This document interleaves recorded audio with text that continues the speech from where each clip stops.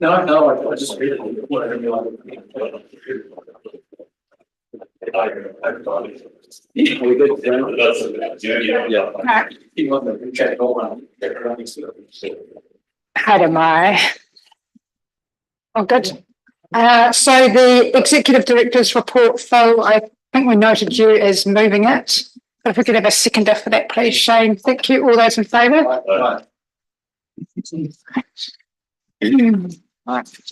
Health, safety and wellbeing. Okay, thank you, Madam Chair. So we've got Wayne and Tracy today who are going to talk to the regular quarterly report. And I'll pass it over to Wayne. Lead us off. Thanks, Steve.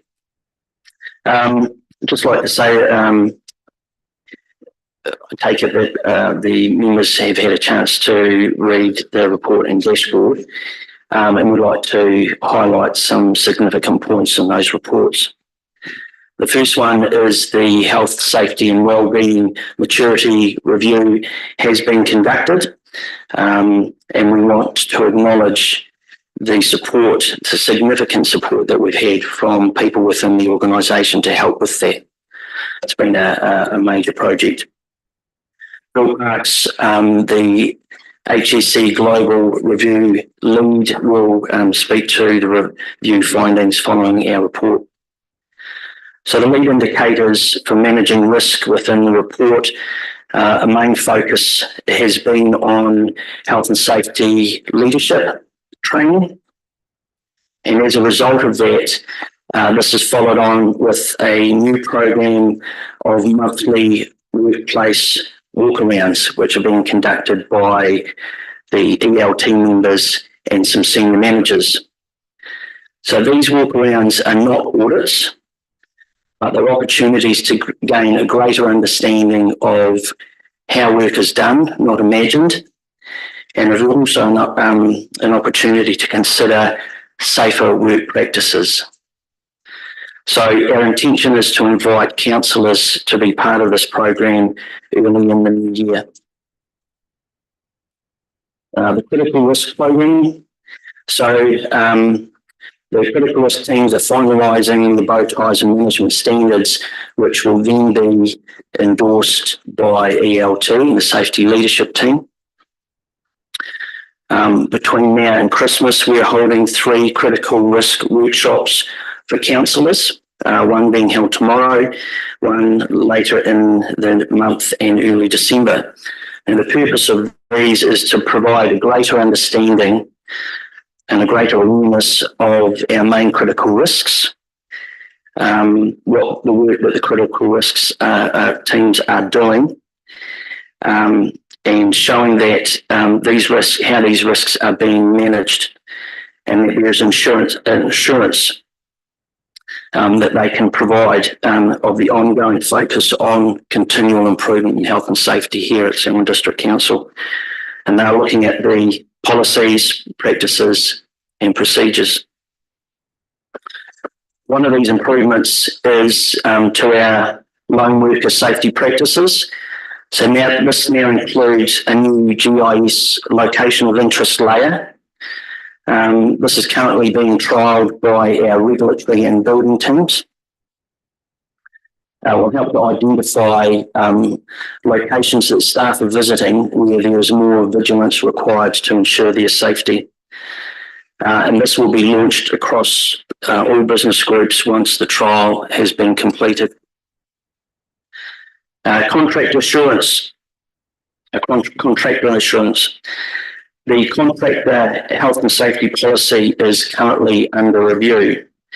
And this is in consultation with senior managers from infrastructure and property, the senior management from there, our health and safety champions, alongside our active construction and maintenance critical risk team. So a question at the last audit in this committee meeting was around contractor assurance. So the steps that we're taking for assurance at the moment involve pre-qualification assessments for new contractors, safety audits and site inspections for the work that's being done, safety management plans that are being developed prior to work being started, council health and safety expectations defined within our contracts signed before any work is being started, monthly KPI reports and weekly health and safety meetings with our main contractors. This is mainly done with our infrastructure and property teams. We have regular monitoring and reporting by project managers, roading inspectors and reserve staff. We have incident reporting procedures with reports, observations and the like being entered into our health and safety management system, which is Vault. And we have auditing of maintenance contractors being conducted by our facilities maintenance teams. Does anyone have any questions about that? Just keep going, Wayne. And just Okay. So I welcome Tracy copying our wellbeing leads to speak on the wellbeing initiatives. Thanks. Thank you. I'm on mute. Thanks, Wayne. So yeah, part of our wellbeing plan is we're focusing on psychological wellbeing of our staff, and we've mentioned this in reports. So I'm just going to go over the key points for you today. So building mental health awareness is a key objective for our wellbeing plan, and part of that program is we're looking at a training provider to promote mental health awareness across the organisation.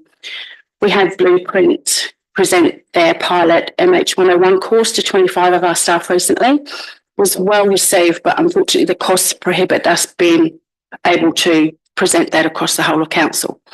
So we've looked at another provider, which is the Good Yarn platform. This is a evidence-based peer deliver program. So some of our staff will actually be trained to facilitate that across the whole of our business. So we think that's a cost-effective way of getting awareness across the business, and we'll be able to reach a wider audience in a shorter space of time. I think it's something that we need. Another part of our psychological is our caring customer program, which is looking after ourselves and our customers. So we've done 2 bespoke workshops with our revenue team and our rates team.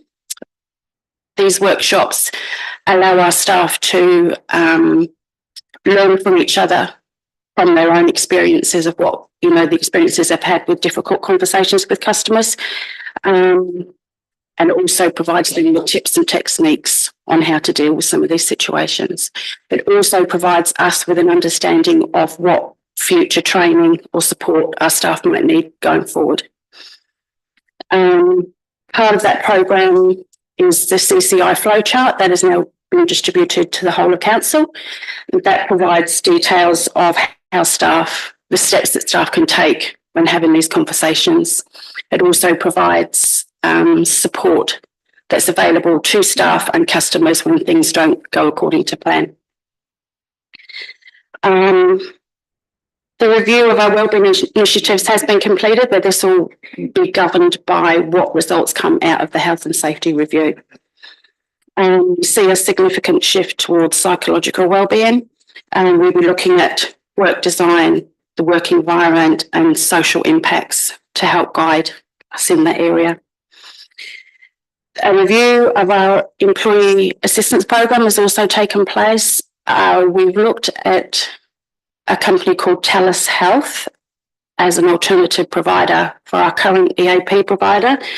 They provide a proactive service, which part of the review talked about managing psychosocial risks like stress and burnout and supporting our staff before the need of actually reaching out for counselling itself. And we think TELUS Health can provide that ongoing proactive support for our staff going forward. We continue to provide the eye checks, the flu vaccinations and our Talk It Out program. It was good to see in the review that the Talk It Out program has been well received and supported by our leaders. So I feel very proud about that and quite happy with that, and thank all the facilitators for their time. One of the questions that came from the last meeting, which I wasn't at, sorry, was how do we know that these services are working? If you look at slide 9, our dashboard, on there, there's a small amount of the data that we receive from EAP and all our support services. We can see that there's a constant utilisation of the programs. We also see that the full session allowances are not being required to get a positive outcome for our staff, which is a good lead indicator. There's a lack of referrals being required for extra service, and staff feedback on is that these services are meaningful and valued. And also the team talk results, our psychological wellbeing score was quite high, which we're really proud of, but I think that will be discussed and presented to you at a later date. So, yeah, any questions? Thank you, Wayne and Tracy. So questions, comments. Firstly, either for Wayne regarding the critical risks loan worker system and contractor assurance, and then obviously to Tracy for the psychosocial work. You want it? Shane. Thank you, Madam Chair. Thank you, Wayne and team. It's certainly of a lot of comfort to see the maturing of our policies, our procedures, but also the effective relationship with our teams and our staff, and it clearly shows that through the reports. So I'm going back to your report, Wayne. Absolutely invite the site visits and appreciate all the work that's going on. Sorry, mate, I've lost the page, but there was an incident, a touch wire incident reported in here by a contractor being overseen by our CCO at the moment, and I just wanted the further development or best practice around policies for our contractors and whoever else. It was something that Sam was mentioning before, the evolution of what we've learned from before to then be put into policies for best practice throughout. Is that part of this process moving forward as we mature? It is part of the process. We're having a meeting with HEB this afternoon in regard to that, and what our expectations are from them and how they're going to manage those expectations. The intention was to have their report presented at this meeting, but it came too late. So their report, and we'll have HEB to present at the next meeting in the new year. It's also great to see the invite for councillors to attend some of the workshops as well. I attended, or maybe some of us as well, attended the OPSEC ones, and it's great to see the infrastructure put in place to protect and the change of environment here so that we are aware of risks and obviously how to get out of any risk. So I commend the approach there as well to bring our councillors along. I just had one other question, sorry, on health and safety, on the developments there. And it was great to see in the report the reference to whare tapawhā and the holistic view. And also the report mentioned that the bow tie is kind of a top-down, where more holistic view from Mason Jury's tapawhā model. Whare tapawhā model embraces more of a holistic culture and reduces barriers to have conversations. So it's really good to see that level of culture coming through as a governor. And one of the 4 tenets is creating a good culture. So I'm glad to see that coming through. Just a question around the EAP data that's coming through. Are you seeing any barriers to access? Not at this stage. We have been through some issues. Not at this stage. We have in the past, but at the moment the timeframes look quite responsive. The face-to-face ones are probably the ones that would hold the biggest barriers, but telephone calls are generally very, very quick. Oh, great. Yeah. Fantastic. Thank you. Nicole. Thanks for the report. So I've got the same question I've brought up a few times before. And Councillor Mugford has brought up a number of times is about the lone worker safety improvements. And we mention it here. And it talks about SDC personnel. I've asked about with councillors as well, having access to this information or some way of being linked in with this lone worker safety thing, and particularly obviously with Councillor Mugford's brought up a number of times because they've got a larger area and they are quite often going out by themselves. So just want confirmation that it is including the councillors in that, because it doesn't specify in here, it just talks about personnel. It will include everyone who has access to our information. So yes, if that's you guys, and it should be, because you're going out, if you're going out to locations, the system is it's going to be a change in culture, because people need, for it to work, people need to engage with it. So that means actually before you're going out, making it part of everyday life is that you go and check on an address before you go. But also having, if you're going out, making sure that you have a system where you have a buddy system where you're letting someone know where you're going, how you can contact them, and if you're not home by a certain time, then raise the alarm. To your question, Nicole. I just wonder if Sharon's wanting to comment on that. Yes, thank you. I think that early in the new year, we will be doing a review around security around councillors. And I say that because, you know, we're seeing patterns and trends over a number of years, and particularly since COVID, around general health and safety of councillors, of mayors. And we're seeing a significant change coming from our community in terms of how they respond. So we've actually got a separate piece of work that we need to do. We've worked with some individual councillors for individual reasons, but we need to now start looking collectively at the whole. I don't think the councillors necessarily have access to the GIS. This is about a discrete package, and that includes security and home environment, etc. So very much acknowledge that it's a piece of work that we do need to do. Yeah, I'd agree with that. I think that rather than just tagging on to the lone worker system and processes that's available to all, I think you almost need your own risk assessment, because it's a slightly different risk profile to really understand what is the risk and how do we mitigate it. So. I'm still going. So Wayne, so with that critical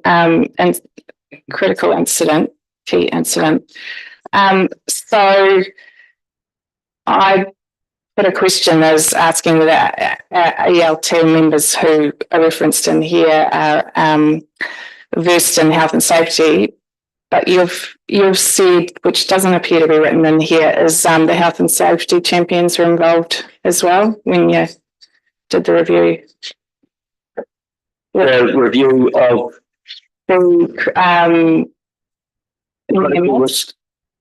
the active construction maintenance and contractors near miss. Yeah, so the health and safety champions are the voice of the workers, so they have to be included within everything that we do and regarding health and safety at work. So we have on each of the critical risk teams, we have 2 health and safety champions. Okay. So that's part of that. So that's part of that engagement.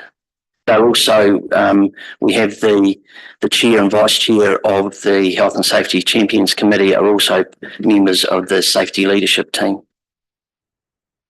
Cool. And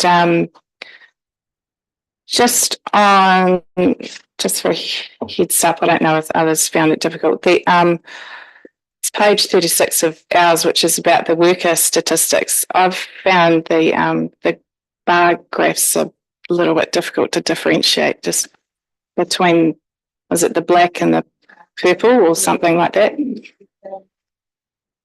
Just as a heads up that maybe one of those colours should be changed. Thank you. Okay, yeah, we can look into that.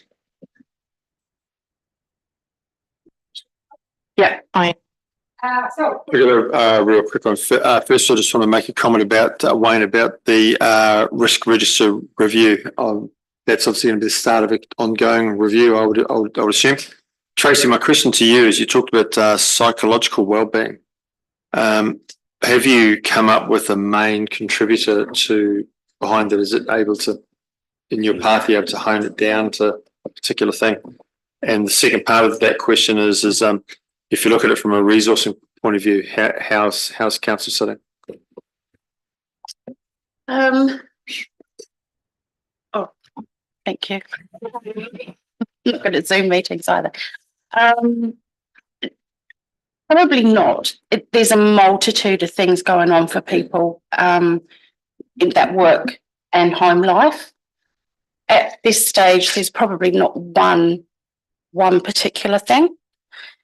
Finances do come up and workload does come up, but it's not significant, spikes in those areas.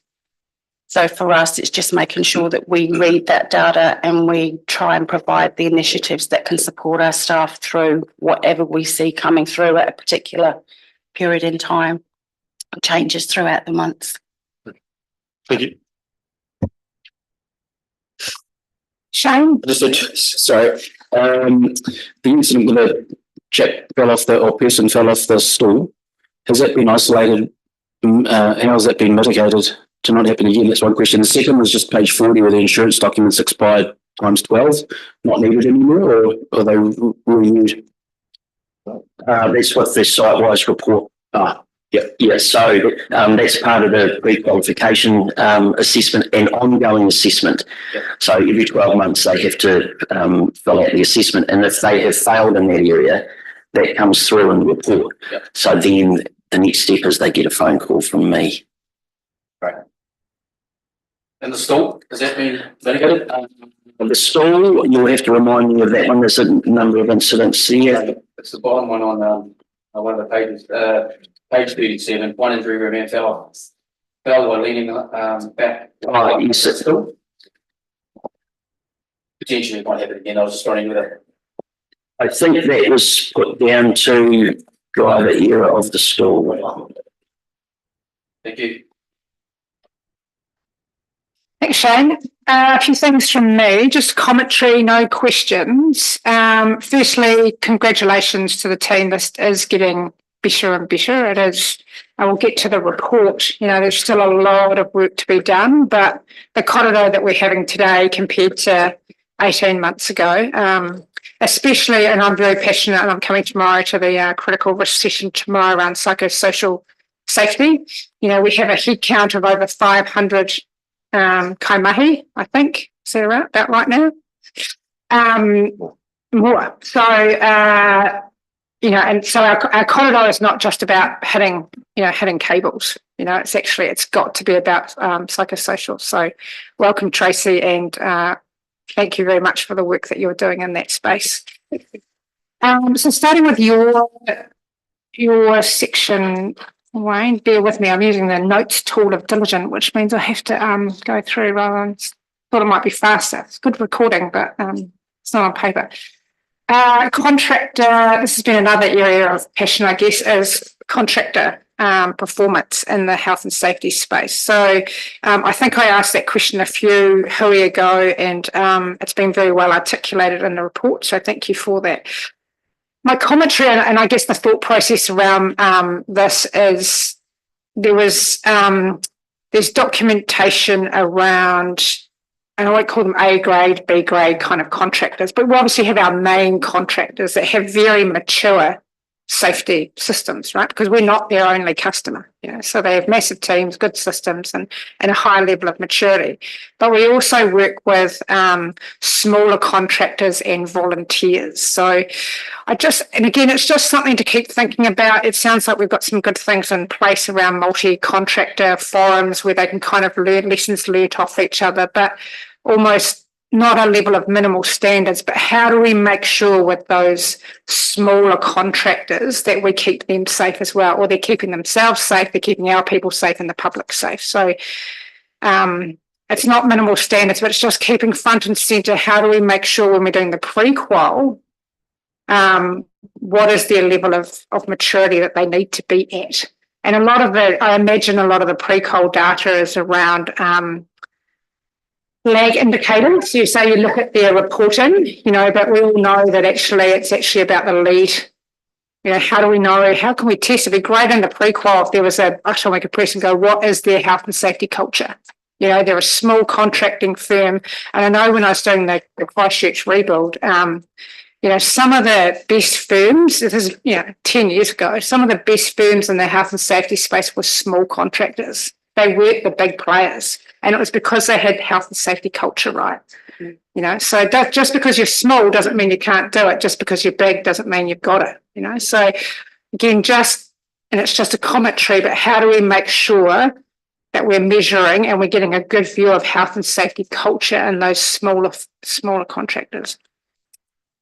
And around that pre-qual, I still kind of beating my drum of every hui, I still think our reporting of near misses is quite light, for our headcount for public traffic. We're getting better, but I still don't think it's where it needs to be. So again, just continuing with initiatives that really shift that culture, and, reporting near misses is a good thing. Moving on to your dashboard,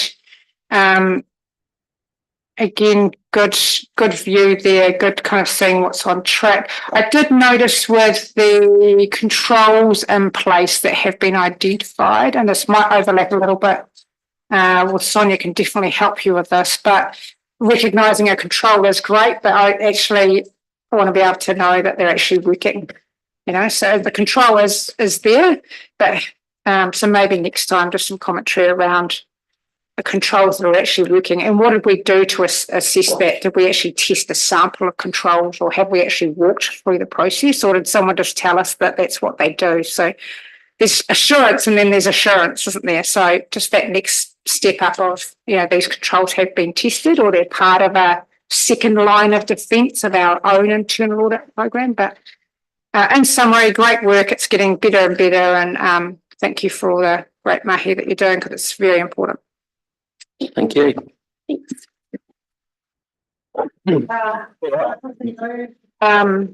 Wayne's health and safety report, and then we'll move on to, thank you, Shane. Seconder. Thanks, Sam. All those in favour? Okay, I'd like to introduce Phil Parks, who is the lead reviewer from HSE Global. Over to you, Phil. Morena tātou ko Phil tōku ingoa. Phil Parks, I'm currently working for HSE Global. I've been in the company for 3 months. My official title is Group Director, ESG, Environmental Social Governance. But one of the reasons I'm lead consultant on this project is my previous career, which finished at Christmas, which was 10 years at WorkSafe New Zealand, which normally then the room empties or everyone at the barbecue steps away from me. So you're a captive audience, which is good. So I went to WorkSafe New Zealand after Pipe River. I was on the executive when the organisation was first set up. Then my second job was Chief Operating Officer for 3 years in the middle. And then for the last 4 years, I was Chief Executive. So it's my first chief executive role, and I was there for the Whakaari White Island eruption and COVID. So bad timing on my part to do my first chief executive role. So I say that to give you some context about where I come from with the assessment that we've done here. I've seen what really bad looks like, and I've got some idea of what really good looks like from that kind of national perspective. Moving on to the methodology, I just first want to congratulate the council and management for undertaking the review. There's a difference between an audit, which is pass-fail of paperwork, and you heard Wayne talk about work as done versus work as imagined. That's not what you've done here. What you've done is a full 360-degree assessment of your current practice. So we've talked from councillors to frontline. We've been on site and seen what work's done versus what the paperwork says. We have looked at all your systems and processes as well. So I think you can have a high degree of confidence that the report that we put in front of you accurately reflects the current state of the organisation. And that comes at a cost. So I just want to congratulate you for doing a really thorough assessment, because now that enables you to do continuous improvement from a solid base and understanding of where you're at. Moving on to the methodology, we used a methodology very close to what's called a Safe Plus. So Safe Plus was developed post Pike River by WorkSafe as the regulator, MB as the implementer of the new health and safety legislation, and ACC as the national insurer. So what that means is you can have confidence that the assessment tool that we've used is that gold standard, what good looks like in New Zealand. So it's subtly different to the ISO 45000, which is an international system. So it does take into account our local legislation, our local culture. So it is New Zealand specific. And a critical point, I think, here is that it's the gold standard. This is not about whether you're doing the minimum required by law, which WorkSafe enforces. This is about if everything is perfect, how are you tracking? And so you'll see on the report that you're between developing and performing at the moment. I don't think you should be discouraged by that. To the best of my knowledge, there is nobody in New Zealand that is leading across the entire methodology, and that's deliberate, because we know after Pike River, we've got a long way to go as a country. So this is about setting a gold standard aspiration for where New Zealand organisations need to go. So I didn't want you to be discouraged by the rating scheme, because hopefully the vibe that you've got from the report is that you're doing some really good stuff. I think management have got a really good handle on what they need to do. They're under no illusions about the challenges of the organisation, and all of the work that they're doing from our perspective is in the right area. I think Sharon needs a specific mention for the changes that she's made. Inevitably, when we do a 360 in an organisation on health and safety, it sets people up to say everything that's wrong, everything they're grumpy about, or everything that they want to do better. And there's always some of that. But a strong theme that came through is Sharon, along with the executive management team, are really driving this hard and are making a difference. And I think it was reflected in the chair's comments about seeing that difference over 18 months. So I just want to acknowledge that. The themes, I won't go through recommendation by recommendation. You've got those in front of you. You can ask me about those. I think the themes that came through is the leadership is very clearly there, that top-down leadership from the executive. And now it's a process of building that bottom-up culture that you talked about. Sorry, I don't know your name. Shane, thank you. So there's good work being rolled out from the top and from the centre. And it's a question of just keep going, so that when the control verification that the chair asked about, how do you know that the controls are working? You have to actually speak to the frontline workers to find out if it's working in practice. That's still a work in progress, and that's fine. But that needs to happen, because otherwise you've got that workers imagined, which is what the policy and the risk probe says, and then what actually happens in the swimming pools and the libraries. So just summarise where you're at in terms of those dimensions. So leadership and strategy, you're very close to performing.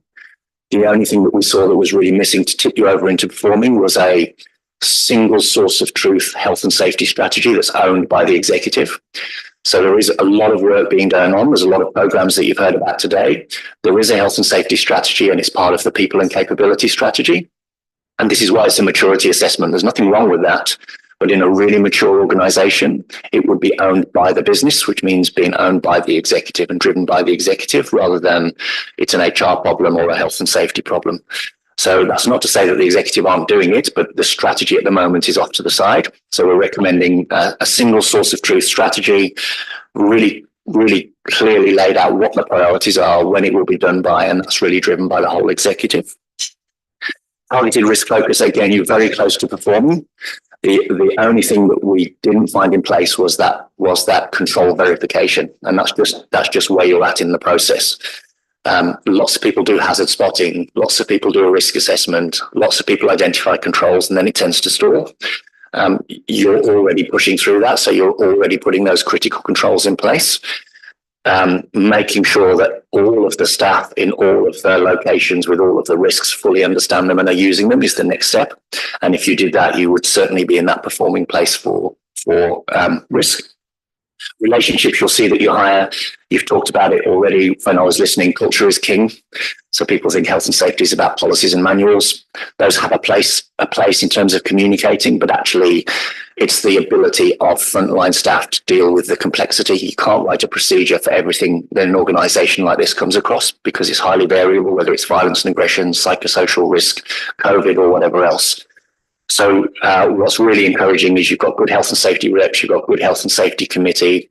All of that commentary about Sharon and the team's leadership, you know, is that it's a challenging environment with the growth and the change in the risk profile, but there's the staff in general think there is a commitment to fixing this stuff. So that's really healthy. And then resources, same thing, always resource limited, huge growth pressure in the district. And so there's always a lag. That's management's challenge, whether it's the growth in FTEs, the change in the risk profile, new functions and new expectations, and then bringing the health and safety system along at speed. So we've made some recommendations around the operating model to just try and keep pace with the growth and change that the district's happening. And then lastly, on resources, there's always going to be limited. You'll never be able to do everything that you can do. No one can, but it's about then directing the resources to that strategy. So not getting distracted by the issue of the moment. There's always fashions and trends in health and safety, and governors particularly are impacted by things in the environment. So if something happens, it's like, well, are we doing that? Okay. What about helicopters? What about air? That's important, but actually sticking to the core strategy and ticking off those really big ticket items means tying the resources to your strategy. So that's a whistle-stop tour of our assessment and what we found. I think in summary, you should be encouraged by progress. We will never be able to say to you, you're compliant or the job's done. Health and safety doesn't work like that. It's not a tick box and move on. It's a dynamic environment. But what we can say is that, yes, you've got work to do, and so has every organisation in New Zealand.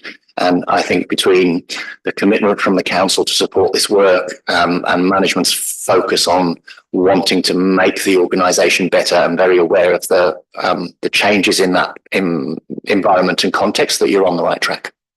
Kia ora. Kia ora. Questions? Comments? Shane? Thank you very much. The report is excellent, open, honest, as it should be, and commendation to the team, CEO and ELT for seeking the report and committing to a journey to better ourselves. What became really, it was a little bit disturbing and quite eye-opening was when we did the OPSEC training and the levels of abuse that our frontline staff suffer in terms of verbal abuse. And it's good to see that we're a council that supports a good culture to be able to provide for support and training for people to deal with our team members to deal with it. No one should go to work and be abused, and it's often you don't really realise it until you participate in the workshops. So you just the amount of abuse that does happen verbally to our team, and no one should go through that. So what the report clearly identifies is where we have areas to build on, the commitment to do it. And I really appreciated the report. So thanks to everyone really for committing to this journey. No comments? Bruce? I'm sitting very quietly here, Chair, which is very unusual for me. I guess it was when I was going to sort of have this conversation, because it's more of an overwhelming conversation. It's probably directed at you, Sharon. When I look at the papers and I look at the level of the talent that we have in each one of your individual reports coming through to this wider body of information. So, we've got great people in great areas doing great things, actually. And this is an example of it.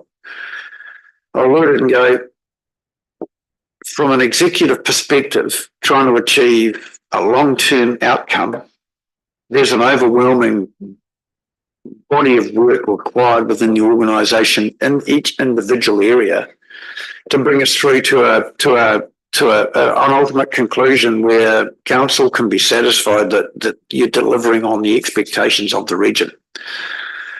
And I look at it and go, what would help me because as a committee member, I think ultimately responsible to your group, Sam, is that if I could better understand what emphasis you're placing in each individual area to iteratively, because we're not going to make a paradigm shift here, you're going to make iterative adjustments to the business. Within here, it would have been really useful to see, okay, well, these are the things that I would be getting after kind of now. And I know it's a journey because you will continually improve on that. And otherwise I look at it and go, we might have a high expectation you're going to do all of it, which is not possible, right? So it's kind of interesting as to what's the journey look like, because if I look at it and say, well, you've got a health and safety journey, you've got an IT improvement journey, you've got an infrastructure improvement journey, you've got an operational improvement journey, and a risk framework journey all coming through in here. And if I said, well, if we got after all of those, Sharon, who's doing the work? Because there's that core service kind of conversation going on, because you could be training people and requiring skill uptake in each one of these areas to the exclusion of the business. So I'd really like to understand better how that works, because obviously this will have, understanding this and doing this will have impact on productivity of your frontline staff, but they're crucial. Yeah. But if we don't do it, then you won't achieve your LTP. We'll be overrating. We'll be raising debt when we don't need it, and all that sort of thing shows. So it's the holistic journey that I'm really interested. So I'm doing it probably earlier. I was going to say at the end, but I'll get it out there now so that we can actually talk about that a little bit on the way through. Yeah. Because that would be useful to couch these papers in that framework. This is the stuff we're talking about, and this is how we're getting at it, so that I don't know, Wayne, you're completely accountable for, I get this under control, will you? You get what I mean? It's like, what's really important and what's next important, and then how's it impacting? And that's a really great question, Bruce, and thank you for asking that. So myself and my exec team and with the heads of departments, we've been running a series of strategy sessions.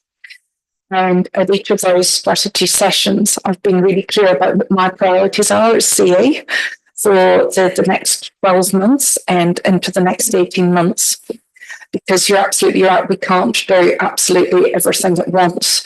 And I wish I had a picture to be able to show you, because we put it up at the start of every strategy meeting so that it grounds us and reminds us about where our priorities are. And threaded throughout that is the ability to, I'll use an example, as that one of my top priorities is actually delivering the capital works programme.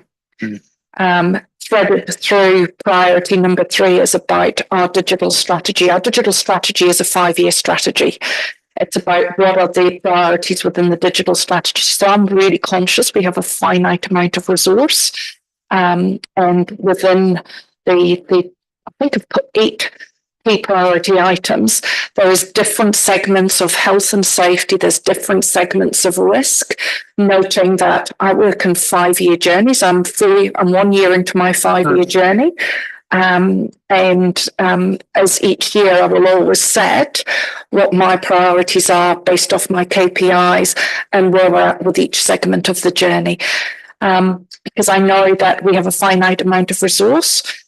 As we are doing this continuous improvement around identifying opportunities, that may well be that at some stage we come back to council and say, we need some additional funds or resource in place, and that will come back as an annual plan discussion as we unpick and unpack things and pick up rocks associated with each of the strands of work. But I'm very conscious that we have to deliver day-to-day business. And my priorities reflect a small segment of each that I know that we've got the current resource and budget to be able to accommodate. Well, I think from our perspective, Sharon, at least for me to get it in perspective at these particular meetings where we only touch on it 4 times a year or 5 times a year, it would be really useful to have a framework that I could look at and say, I see how that fits in and what your wee journey looks like, because I'm sure it comes up at council.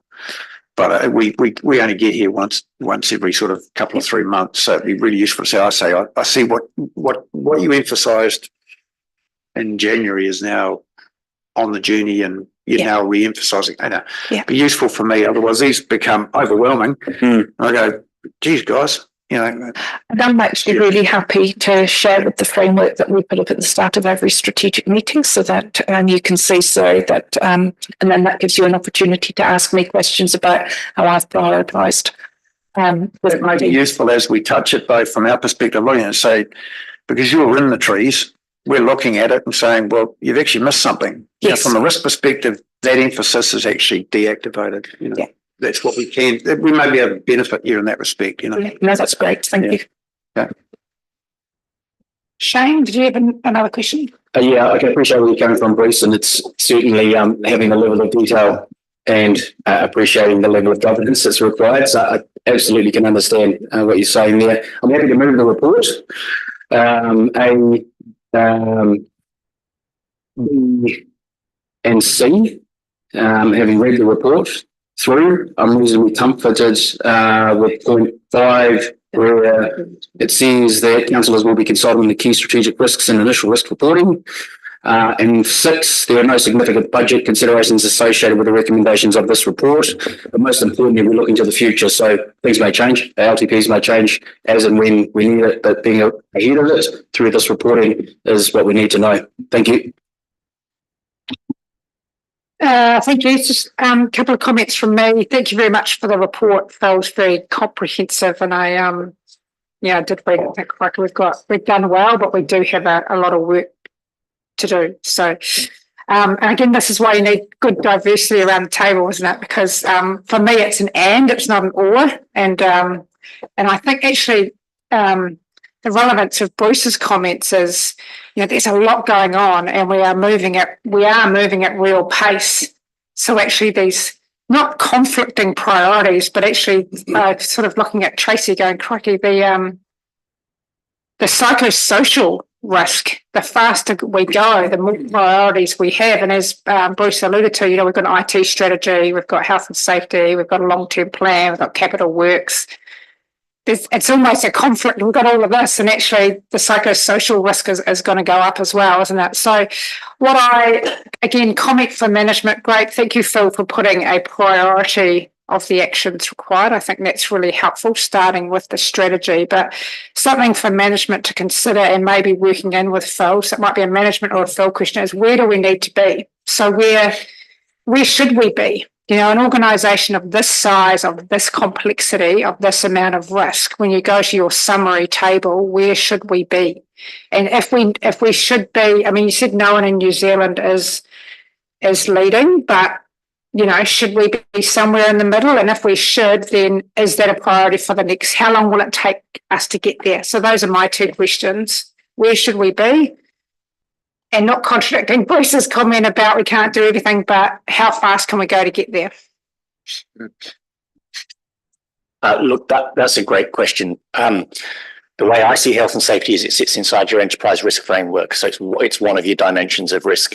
So this sounds like a consultant's answer, but the question of where you need to be depends on your risk appetite and your risk tolerance and your risk statement, right? So if your risk statement says, no risk across any dimensions, then you need to be leading. Is that realistic? Absolutely not. So now to not give you the consultant's answer because it's not helpful, I think you would be doing really, really well if you got performing across all of those dimensions, because you're not far away to do that.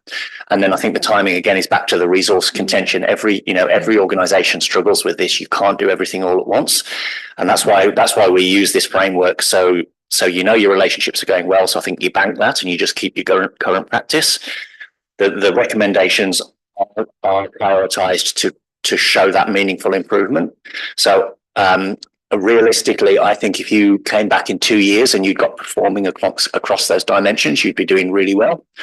And enables then the strategy enables to go, we know to which dimension do we tackle first, which ones are easy, not in terms of just financial cost, but staff time, because some of these around culture are harder to do because you've got busy staff. Things like a strategy can be done by the health and safety team with still some staff involvement, but it's not a huge impact like training. So I think that's why we pointed you towards strategy. If you said in 2 years we wanted to be performing, and then in 5 years after that we wanted to be leading, that would give you a 7-year aspirational target, but it's realistic. And then you go, right, 2 years, 8 quarters. We'll do the strategy, then we'll finish the risk, then we'll tag the resources. And so that gives you then a kind of meaningful pathway. And of course, that can be sequenced around the other work. So, with my ex-chief executive hat on, you don't want to be doing health and safety training while you're rolling out a new IT system because it's too much for your kaimahi. They can't keep. So sequencing then becomes important. But to do that, you've got to have your health and safety strategy alongside your IT strategy so that you can sequence. I'm a slightly dyslexic, right? So I think in pictures, and the picture I have of the Selwyn District Council in one of the fastest growing regions in New Zealand is that we've got a big Tijuana taxi, one of those great big buses, and it's roaring along the road, and we've got Sam and Sharon in the front seat and everybody hanging on. And what we don't want to do is end up in a position, when do we actually buy a bigger one? And we don't want to lose people off the back of it. But that kind of is the impression I have, is that it's like we're all trying to ride the same thing, and it's a little bit disorganized because we're trying to do a lot and also keep up and keep the fuel in it and keep running on it. So it's a really dynamic, lots of fun. But to that point, what we can't effectively have is someone falling off and injuring themselves dangerously because of our momentum. But we can't excuse our momentum because you can't. That's the paradigm we live in.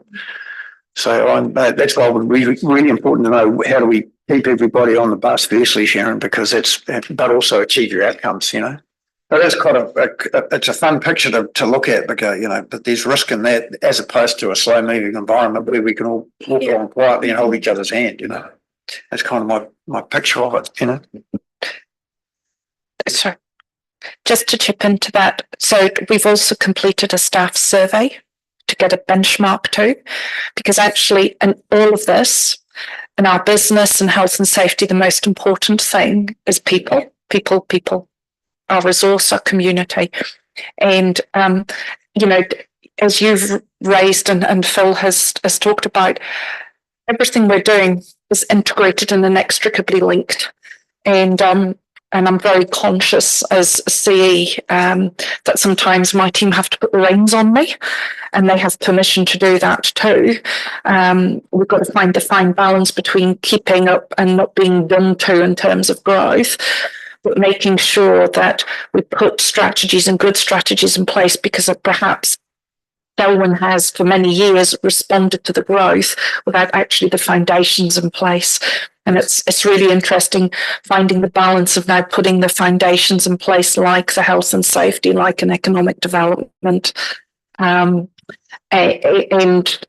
doing it in a way that is logical and makes sense and doesn't make people feel overwhelmed. So you're right, Bruce, it's a heck of a It's not uncommon though to find this circumstance because you actually don't know when you start to grow. You just grow, and then it takes a while to actually catch up and say, right, we actually need to put some organisation around this big creature because it did grow fast, Sam, and it grew fast out of an environment which was contrived as well. The earthquakes gave it a shot of, adrenaline. All of a sudden you found yourself the refugee camp, effectively, and now it's becoming organised. The fear of exhausting the metaphor. Go on. From a governance point of view, I have a much more assured vision of it. Is that we may be on the bus, but the bus is getting new parts put on it at the regular pit stops that Sharon and Sam are pointing for us as we go around the track. That wasn't what I was going to say, but yeah. Just it's Formula One racing car. Okay. That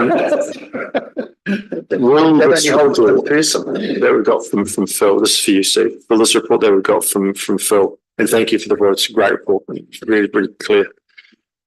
Replace the impact report that we've just successfully negotiated with. And congratulations on that when that first came up. And I found it was 2019. There's this big beast hanging over us, and already within a year you've managed to less than that. So will this report replace that one? And if not, is there another impact report coming? Thank you, through you, Chair. Look, the intent, and especially with recommendation C, is that by you endorsing and receiving this maturity assessment, that also closes off the impact report with the exception of one of the recommendations, which will be passed over to the risk manager and head of legal and risk to incorporate within the wider risk management approach. So yes. And no, there is no further impact reports or any other reports that we're aware of.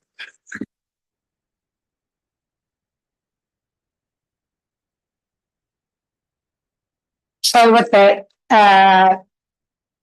A, B, and C, receive the health, safety and wellbeing maturity report, endorse staff to close out the report and then agree that the impact findings have either been closed out or incorporated into the best report. So Phil, you're happy to move that? No. It was Shane, move it, you want to second it? All those in favour? Yeah. All right. Thank you. Okay, bye. Thank you, Phil. It's great. There's been a request for a short break. 10 minutes. 10 minutes, 11:09.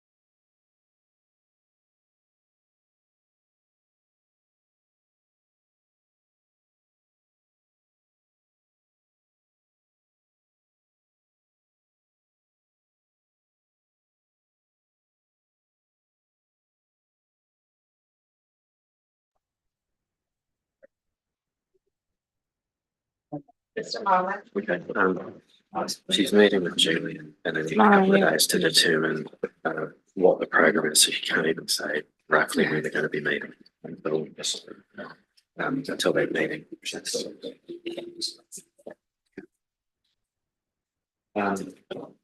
We go to each other. Right. People go there and do plans. Are we live? Yeah.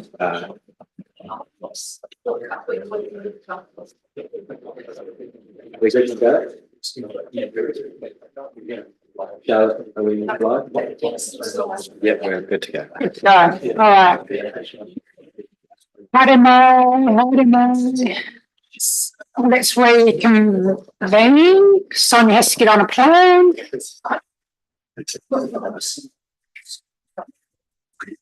So we're just going to rejiggle the agenda and go to item number 9, which is the risk management framework. Sonia's got to get on a plane. So over to you.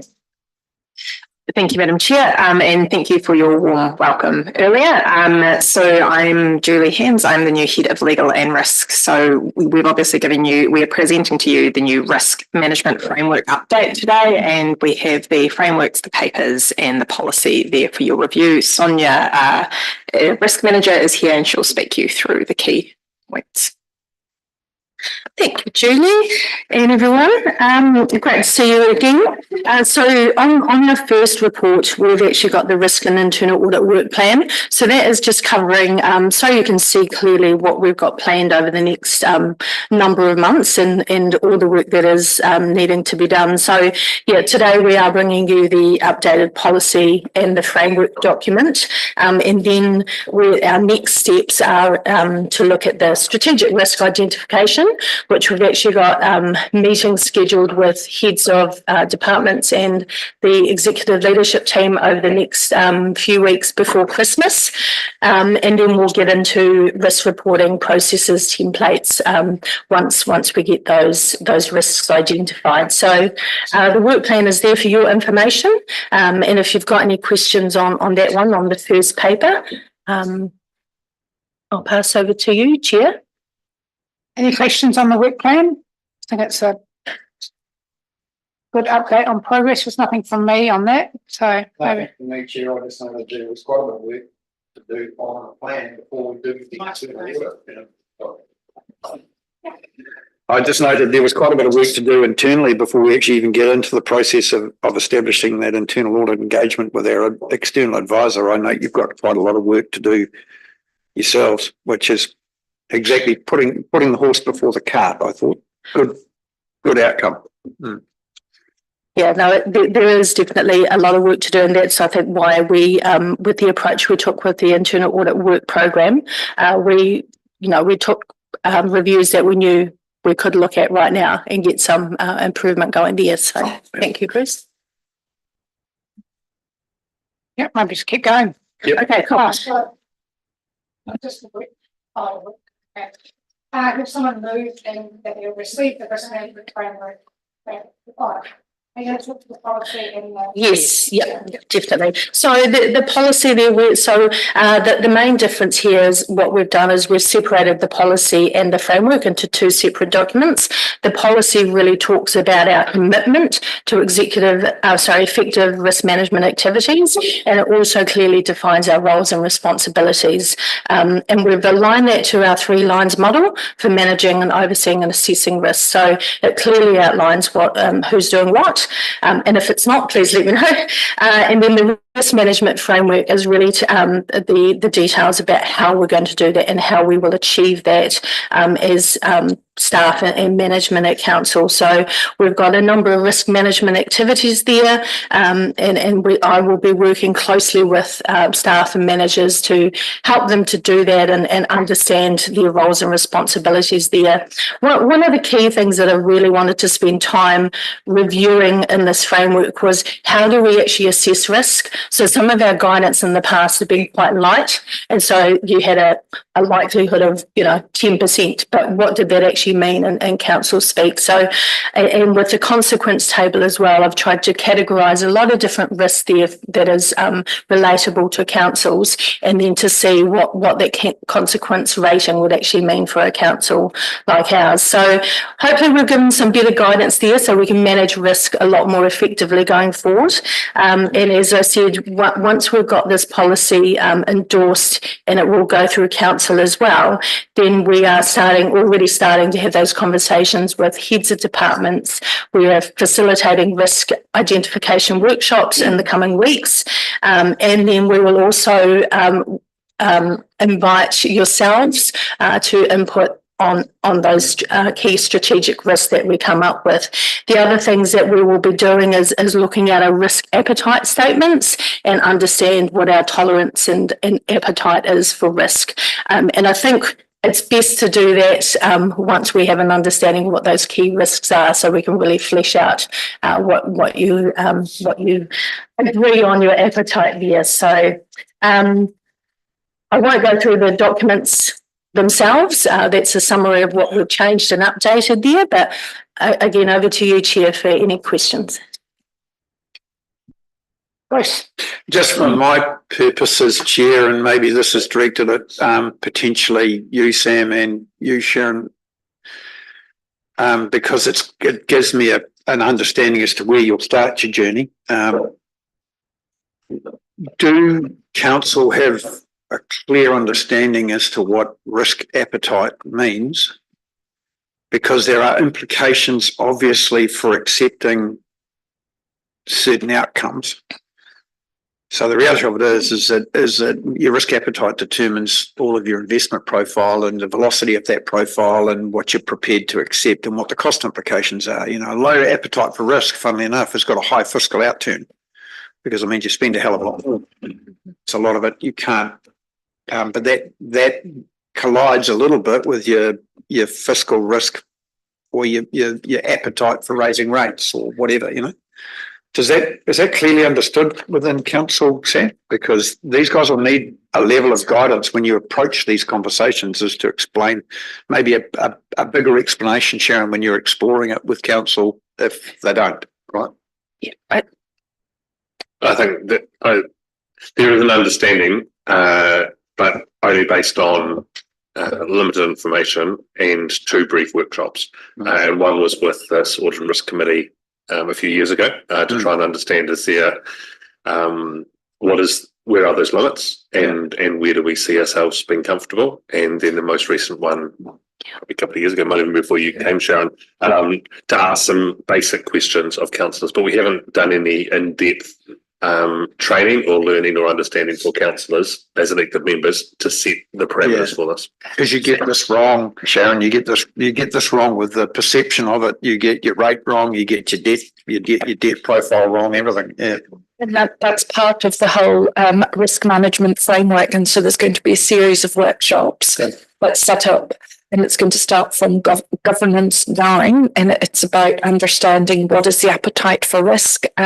Sonia, you've got a nice outline of the different levels and degree of risk appetite. So basically, we have a training program in place and a set of workshops. I can't remember the dates off the top of my head, which will get the guidance from councillors in the first place, which will then have that cascade and domino effect into every other aspect of our business, which will also include how we do our annual plan, how we consider our rates. It will also inform the investment and disinvestment strategic portfolio and the economic development strategic portfolio as well.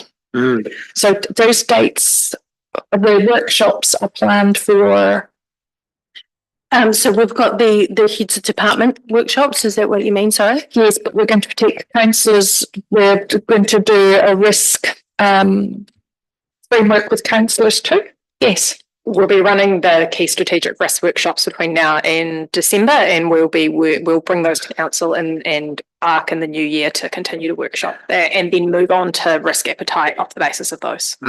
Long-term risk appetite was the only other thing I wanted to just talk about a little bit, because how do you protect that for the vagaries of the political cycle? Because the reality of it is some of your investment programs are what I call intergenerational. What I'm really talking about is intercouncil, and there has to be some level of embedded work program that's on a trajectory, no matter how you disturb it. And I'm not sure how you do that. I'm not suggesting that that we should do that. What I'm curious about, and I will be curious about when I see it back, is how you deal with that. Otherwise, you do have a real problem with your funding and with your program. And you're right, obviously the triennium that comes round creates challenges, but that's the driver behind Future Selwyn, which is our key overarching strategy, which is a 50 to 100 years. And it is to take that intergenerational approach, which Council have endorsed. And that is our guiding strategy that underpins all other elements of business and how we undertake business. But of course, we can never move away from democracy and the potential triennium shift. And I don't know any council in the country that's got that really and truly embedded. I think that the key to that may well be a piece of work which is not risk orientated but economically orientated towards capacity to pay and absorb and what your elasticity is in that environment. So before you even commence a conversation or an education program for council, you really want to have some clarity around what growth and economic capacity is in the region.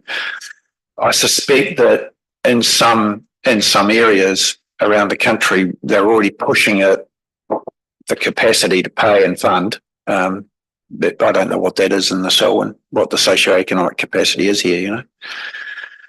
All right, thank you. So that's kind of like, when you bring that back, I'd like to see some, you won't need to know exactly, but you at least say, well, these are the things we need to consider around that. Cool, thank you. I don't know what pages, it might be page 5 in your report. You talk about the risk categories. It's on page 151 of the diligent information. You've got risk categories in, and I just want to talk about one of the risk categories I think we may have missed, and it's the risk of having elected members as governors in an environment where we don't have tenure for our governors. We have unknown. Every 3 years. There's unknown skill sets of the governors, unknown political biases. There's the risk of constant workload changes, and we heard a lot about the psychological harm that can do to staff with the constant flip-flopping. And I guess that's where I first started thinking about this. It was in that space there, but there's more than that. There's the risk of governors overreaching into the management space. There's the risk of there's the accountability. Now we've got a code of conduct, but we could see behaviour of one of our governors. If it was someone who's employed by us, we would deal with it in a particular way. But if it's the governor, we're a bit stuck. So I guess there's a whole big area of risk in that having elected. So can you not find jumping out, helping Sonia? What are you doing? Can you not find a home for that? Because these are not a list of risks. These are just a list of the categories of risks. So those examples of risks that you came up with, can you not find a home for them? Like, would you not say that previous risk is probably going to have a compliance legal impact, or it's going to have a financial impact? Because that's when you look at this list, that's what you should be thinking about going, if I think of this risk, does it have a home? Could I put it in one of these? So yes, I was saying that maybe the category that needs to be there is governance. What's the risk? What's the risk that you don't? That I've just talked about. There's probably, that's not an exhaustive list, but there's probably 5-6 risks I've just named there, which are real risks, which aren't really in there anywhere else. I mean, we're not a board that selects our members. We're a board that sits of members that are elected with no internal control over how that election goes. So that just comes with inherent risk. So if I lift those up a bit, are you almost like suggesting the risk is around like poor performance of governance, poor performance of governing members because of skill set or because of? It's not possible for a governance group to act poorly. The governance group will act the way that they act, but it may be a political swing from over here to over there to over here. And the risk is that having a governance group that is elected is that you don't have a selection process. Look, I'm challenging our thinking on this because It's good. Good put it around. Yeah, you can almost poke that one at you could call that a strategic risk because it's not, you're right, it's changing your mind conversation, isn't it? Like I mean, we're right at the moment in the environment I work at the university, we're right in the middle of a preference change. So the councils, you're in the middle of a preference change, right? But which is driven by a change of government. And while you may have a view as to whether or not they're doing the right or wrong thing, they don't. They have a view as to they're doing the right thing. And that's what you're trying to articulate here, isn't it? It's almost, and I don't know if you call it strategic or preferential, but you do need to understand that's kind of what you need to understand. Sonia, do you want to? Yeah, I definitely see your point there, Phil, and I see this risk falling in a lot of categories here. One that we have often on a risk register is succession planning of either governors or management. So it is around, what do you do when you have a change? And then also the legal side, the code of conduct being in place, and actually how we are monitoring their code of conduct and training and awareness, communication around actually roles and responsibilities. So having these things in place, we need to make sure that the governors and management actually know what that means and their responsibilities behind it. So that's the work I've got to do. And yeah, I definitely see that as a risk that we will be identifying on our key strategic register.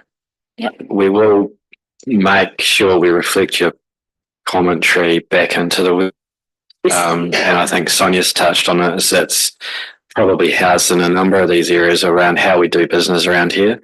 But thank you for your comments. Just a couple of things from me.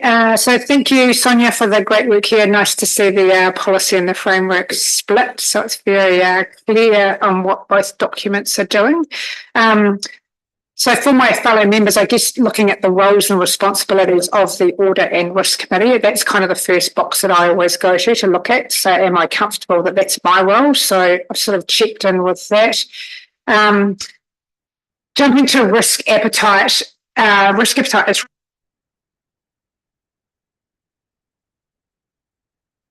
more than just words on a piece of paper. It actually needs to be, as Boss has alluded to, it actually drives everything we do and how we do it. So when we do get to that, kind of plant the seed now, is just make sure that our councillors understand, well, what does that actually mean? So yes, I understand what risk appetite is.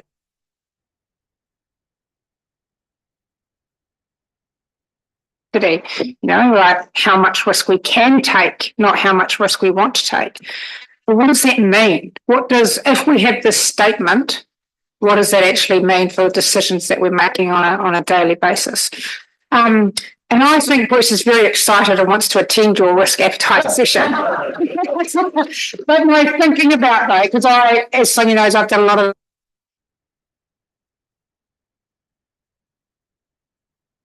go to council. So it can be really hard, it can be really hard to get consensus around the table. So maybe have to think about whether you do ELT first, Chief Executive ELT first, then you do Audit Risk and then you do Council, or you do ELT and invite a couple of Audit and Risk Committee members so that, it makes the path go. I mean, Sharon will have a view as well, but on what's going to be the most efficient, because I'd hate for you to do risk appetite 5 times and then, being really, really hard. So just have a think about how you execute that.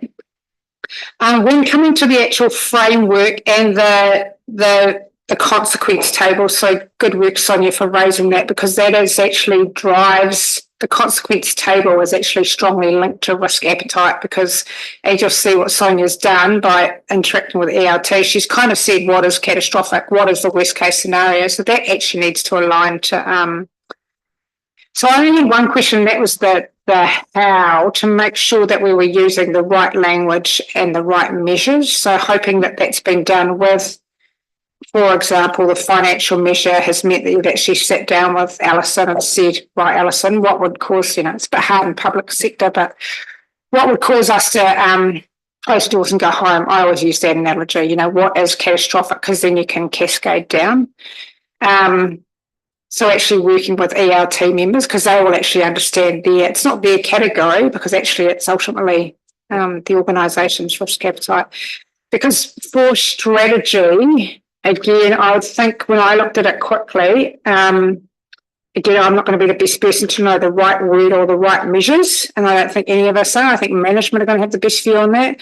But I was surprised I didn't see any wording in there around the long-term plan. So I thought maybe the strategic measure would have some kind of reference to setting the long-term plan or delivering or executing on the long-term plan. So just make sure that this consequence table is our consequence table and it strongly aligns to Selwyn District Council. It's our language, our measures.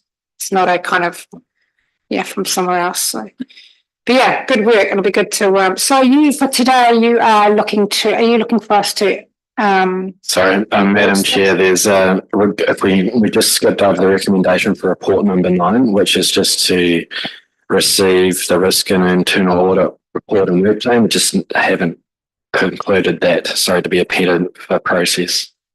Thank you, Phil. Second, the work plan. Thank you. All those in favour? So just coming back to the actual policy and the framework, you are looking for those to be adopted today by the audit committee? Yes. So just a note on that consequence table. So that table actually sits within the risk register on an Excel spreadsheet currently. So not part of it. Well, it is part of the framework. However, I see that as something that we can keep updated and fit for purpose as we go. Whereas the framework and everything before that, mentioning the consequence table is, how we will do things in the process. So I'll definitely take that feedback on board, and I am still working with members of the heads of departments to add a couple of things in here to make it more specific, and I engage throughout New Zealand to get good examples of how this is working as well. So just a little bit of context. Right. So can I have someone please move the risk management policy and the risk management framework? Thank you, Bruce. Second. That was quick, Sam. All those in favour? Back to tab 7. We're going back to tab 7. Thank you, Sonia. Joel.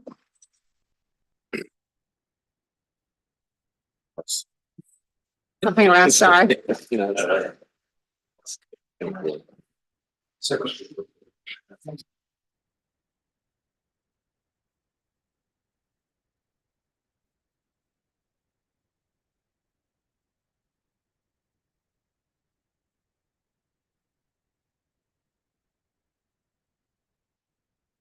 morning. It's still morning.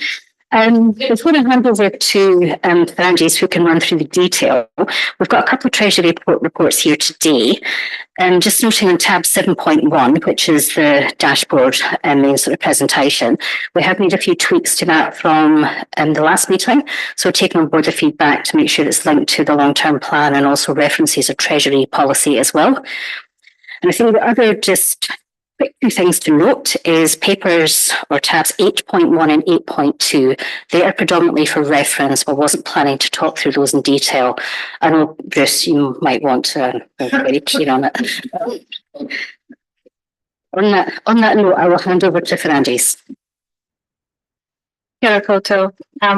We have changed the format of this report, taking the feedback from the previous meeting on board. It's still very much open for feedback. So obviously if this format needs changing, please do let us know. We have stuck to a more or less structured approach with this new format, splitting into basic components of the treasury, being debt position, interest rate management, cash position, and other matters. So overall, we wanted to highlight that in the first quarter of 2025 financial year, we were compliant with the treasury risk management policy, and also the debt position was in line with the LTP, the 24 to 34 LTP. So to begin with the debt position, the total borrowing is sitting at 185 million. We do use the pre-funding strategy, and we work with PwC who help us define the strategy for debt management position, debt position management, sorry, and we pre-funded $10 million of the LGFA borrowing via the term deposit with ANZ, which had matured during the quarter. To replace that, we have taken out another FRN outside of the standard LGFA tender dates. We also have the $10 million Westpac working capital or on-call facility that remains undrawn in the quarter. With regards to the interest rate management, we have taken out new swaps on advice by PwC, and that brought us into compliance from the interest rate risk perspective until December 2025. In terms of the cash position, the total of cash, on-call cash and cash equivalents were at 15 million. And as alluded to before, we did have that 10 million on-term deposit with ANZ that had expired, and we did not renew that. We used the funds to fund the FRN with LGFA.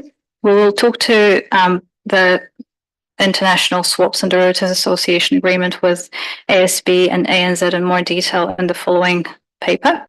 So for now, we're just moving on to the debt position versus policy. We kept some of the graphs just for a bit of interest, but we added a little bit more commentary around that. So to begin with, we have left the visual representation of the split of the composition of the borrowings as at the end of the quarter. The liquidity ratio is set by the the Treasury and Risk Management Policy at 110%, and for the quarter, we achieved 115, which means we are compliant. The maturity profile of the debt is also compliant with the Treasury and Risk Management Policy, being 42% of debt is near term, 0 to 3 years maturity, and 58 is longer term maturity and duration. If we move on to the next page of debt position comparison versus the LTP 2434, you can see by the visual representation that we're tracking behind the predicted curve, and we are currently 27 million behind the predicted levels of borrowing, being 185 versus the 212 as was forecast at the end of the quarter. And the biggest reason for that is the delay in commencement of capital projects that the borrowings were designed for. In terms of the interest rate risk management, over 60% of council's debt is fixed, and that minimizes the interest rate exposure. We do work with PwC who monitor the market, and we have regular catch-ups with them to make sure that we also manage the floating part of the interest rate swaps, of the borrowing, to put in place interest rate swaps to fix those portions to mitigate the risk of interest rate fluctuation as much as possible. We are being proactive in this area, and in the last quarter we executed 2 new swaps to make sure that we are compliant in the longer term. The average post-hedging cost of debt is maintained at a rate under 5%, which again is compliant with the Treasury and Risk Management Policy. Next, we're moving on to the cash investments. We do not have any more on-term cash, on-term deposits because the one we had expired. We had $15 million worth of cash on call balances overall combined. And we had 4.9 million of LGFA borrower notes. The average interest across those notes is 4.94%. So we overall we are in a good healthy cash position, and we have developed a new cash flow forecast model, which allows us to keep a closer eye on the movements. It's work in progress piece at this stage, but it allowed us to have a much broader visibility, and it's a great tool to manage the cash on a daily basis. We're now moving on to the other matters, being the two ISDA agreements with the two banks. So before I move on to that, was there anything on this particular report that we need to talk about? I think we might just pause there for the Treasury dashboard, and then we can move on to the next bit. Sam, did you have? Yeah, thank you for the report. Just a couple of questions from me. The graph that shows the debt position versus the LTP, to me that looks like that's not just moved out in time. We've actually dropped $100 million worth of expected expenditure over that time, or debt for the spending of, like, is there $100 million worth of projects that we said in the LTP we're going to do and now we're no longer doing? We need to be reminded this is a projected curve, so it's just projected based on the current position. It's extrapolated based on the point in time, and that will move with the time. It's not tied to the capital projects being the curve itself being just a prediction based on extrapolation. I think just to add to that, Sam, as well, as we will be working closely with Tim Mason and his team. And as Francis has mentioned, we have just sort of in the progress of the cash flow reporting, but I think it's getting that clarity from the organisation around where are the projects sitting, which will go then to inform what this final debt position looks like. Because you're right, I mean, we know we've got the 187 versus 212 just now that Francis alluded to. In the rest of that curve, there's an extrapolation based on where we are. So in all likelihood that will move. Where it will end just now, we can't necessarily say until we've gone through that programme with a little bit more detail. Sure. Yeah, I just would have expected to see the 2028 number expected 583. We would still be at 583, but 3 years out or 5 years out, or just. Yeah, in all likelihood, our debt position is going to come in probably less than what our long-term plan was like, because unless we find a way to play catch up on some of the capital projects. Okay, and just the other question from me was around our cash investments and the money that we receive ahead of time for development contributions or other things. What are we doing with that cash while we wait for the projects to be delivered and spent? Where's that held, and are we receiving any interest on that money over time, or is that spent on other projects? Or Yep, thank you. That's a great question. So there's a combination of things that are at play. So we do, our current account is interest bearing. So whatever is sitting in the current account is earning us interest. We are working a lot closer with the project team to make sure that we manage the extra cash that we have in order to minimize the borrowings. So if we are able to pre-fund some of those fixed rate notes that are coming off, we use the cash for that. We also make sure that we look at the projection for the next 3 months to see if we're able to place some of that extra funds into a deposit account. Okay. So there is a number of tools that we are using. Yes. Thank you. I think just adding to that final bit there as well is any monies we receive, development contributions, we're obviously being cognizant of what we've received them for and not utilising those funds for another project, because that will get us into a lot of trouble. Yeah, right. In the general fund, you recognise the liability, all right? So, yeah. Just a couple of things quickly. Can you just remind me again as to what our hedging policy is? Where do we hedge? What's our minimum hedge and maximum hedge? Because they're in the document, but I don't know what they are. Just the minimum policy, maximum policy on our hedge. I'm just looking that up as we speak.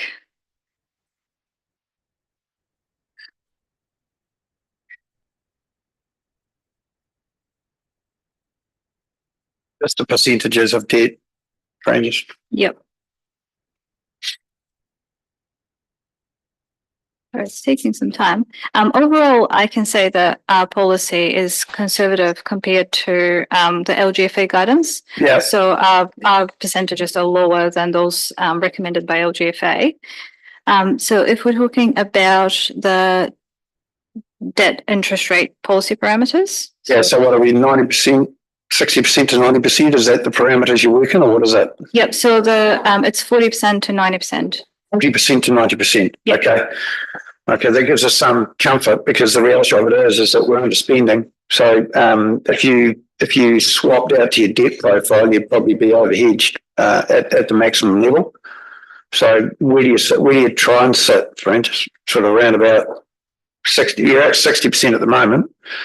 Yeah, I think that's where the comfortable level is. We did have a few discussions with people. What you're really telling me is you've got no faith in our capacity to spend the money at the moment, correct? Because you're sitting at the bottom end of your policy regime, which is fine. I just want to understand it. Yeah, I think there needs to be some work done on how we manage that going forward. There was a lot of reliance on the data that was supplied to us by PwC and the analysis that was supplied to us by PwC, and we're trying to step away from that to make sure that we are managing our own policy, our own strategy a little bit more proactively. So I do not believe that this percentage is going to stay the way it is at the level that it is. It will. But that requires on us actually to draw down against your debt profile, and we're not at the moment. We're underspending and underdrawing, which is fine. But I just want to make sure that you've got, because my fear would be is that you're at the top end of your hedge of your policy profiles, and actually then we'd end up in a position where you're breaching, but also we might actually have ineffective swaps because we're winning debt. Just on that though, have you contemplated? Have you had a conversation with PwC about forward starts at the moment? Because for the first time in some time, forward start, we've got an inverse forward start curve at the moment. Yep. So whether or not we might want to, it's gone up slightly, but it's still quite attractive. Sort of sitting at around about 3.77 last Friday I saw, which is actually quite attractive against our, I don't know what our margin is, but it could lower our debt quite significantly. Have you had a chat to them about that? I don't know how long it's going to be there. The last time I saw this was the GFC. So that was a long time ago. Well, normally a swap, just to explain, normally a swap looks like a bit like that, right? So, but at the moment it's looking a bit like, so we can actually get better interest rates further out, which is unusual. Yeah. Have we had that chat? Yeah, we've had the chat, and I've got a catch up scheduled with them. I believe it's tomorrow. Okay. Yep. To have a discussion on that. You might want to think about it. That's all I'm saying. Absolutely. Yep. There's a number of factors at play, and the general elections in the US and everything. Yeah, I'm aware that the election is now pricing in a Trump win. So, and most of his policies are inflationary. So the Fed's actually pushed the long-term interest rates out, but the forward start swap rate's still low. Okay. All right. Thank you. You got headroom to do it too. I see you get that in there. Oh yeah. I want to talk about the $100 million that Sam talked about before. If we started to borrow up to our LTP level, by my rough calculations, isn't that going to throw our liquidity ratio out, and it's going to put us below the Treasury 110% standard?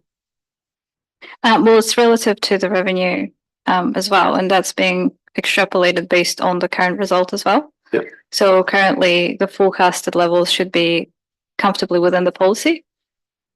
So if we buy the 100 million down, you're saying we're still going to be below the 100? That is unlikely. It's an extrapolation of the current result. It's probably not a very good representation of ranges without anything to use it on. So theoretically, if you borrowed 100 million, you'd be also adding 100 million to your asset side of the balance sheet.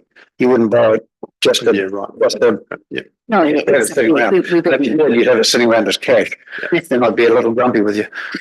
I think, Phil, just going back to your question, just adding to what Francis has said. So when we done the long-term plan modelling, we done a lot of work around the debt curve, how that was in keeping with the Treasury policy that we just adopted before we went into the long-term plan. So we actually considered all the ratios, all our policy limits, etc., to make sure. So as Francis said, if we did borrow that extra 100, noting that it would be against projects, we've got the revenue on the other side as well. So we'd still be comfortably within the limits. Thank you.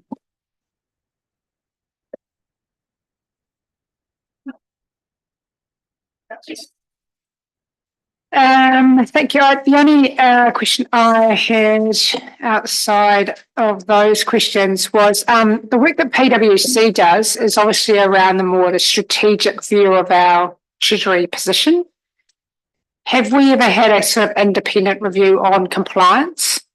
So I know when you talk about, we're obviously keeping within the headroom and we are compliant with the policy, but the way we actually transact with everything in relation to Treasury, have we ever had an independent review on compliance to that? Not to my knowledge. Because that might be, it's now that we have an internal audit program, might not be this year's internal audit program, but at some stage I'd probably quite like to see some kind of, wouldn't necessarily need to be very heavy, but what are the key parts of the Treasury policy that we want to, as governors, we want to make sure we are complying to, rather than just hearing from management that we're compliant to the policy.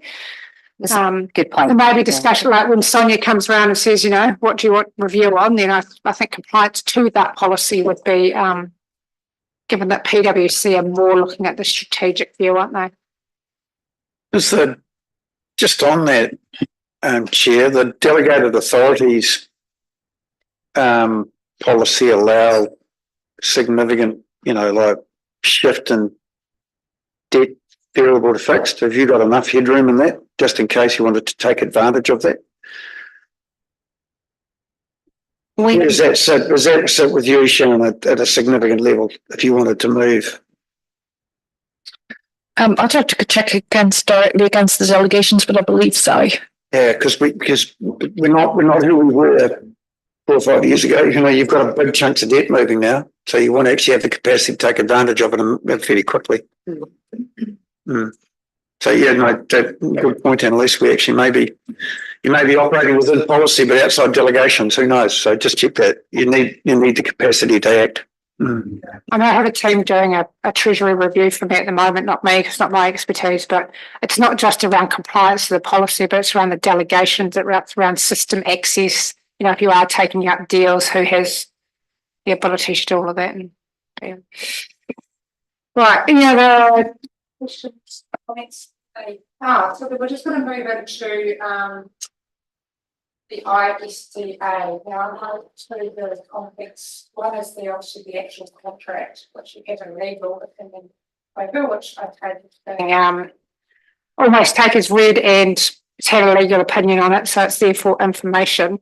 I think the actual paper that you've written it's very well written, it's very comprehensive, but even as a chartered accountant, I probably need to read it twice, and I kind of at a higher level understand what we've done and why we're doing it, but just for the benefit of other members, maybe Alison, just give us a quick view on why we've done this and what the purpose and the benefit of going out to another contract. Or to the Andrews. Sure. Yeah, thank you. So with the International Swaps and Derivatives Association agreements, basically what they do, they allow us to trade over-the-counter derivatives with a number of banks. So example of those instruments being swaps, forward rate agreements, options, things like that. So we currently trade through 2 major banks. So we trade through ANZ and Westpac. We did not have an agreement in place with ASB. So it was we started looking at this in August 2023 when we looked at the feasibility of the potentially implementing a new agreement between the council and ASB and what are the benefits of that. So basically the biggest benefit is to diversify options for derivative trades. So to make sure that we're getting the best deal on the market, adding another major bank to trade with. And through the feasibility review, we had a 360-degree consultation with PwC, Anderson Lloyd, Buttle Finlay, and the like, just to make sure that we are on the right track and we've considered all the pros and cons of this arrangement. And in September 2024, we've concluded that review process, Buttle Finlay being the consultant providing the final review of the updated agreement. And in their review, it was finalized and it was ready to execute, and we've attached that as a supplement to this paper. With ANZ, on the other hand, we already do have an acting ISDA in place. So the only reason why we reviewed that was it was something that we wanted to start looking at in terms of the overall Treasury kind of hygiene review to make sure that we have documentation for everything, that for all the loans, for example, and all the transactions that we have with different entities. And that was one piece in that puzzle, to make sure that we have reviewed the existing ISDA that was in place. So we had that reviewed by Buddle Finlay, and the proposition was to increase the limit under the existing agreement from 2 million to 6 million. And basically to do that, we will require to prepare a new stock certificate, and we'll execute the number of documents that were outlined in that paper as a summary. And again, the draft ISDA with the new provisions in place have been reviewed by Buddle Finlay, and in their opinion, again, it's ready to be executed. Thank you. Questions, comments on the? Yes. Is this something we need to refer back to council? I would imagine that the additional contract will be a delegation. So it'll be within your delegation, is it? Yeah. Yeah.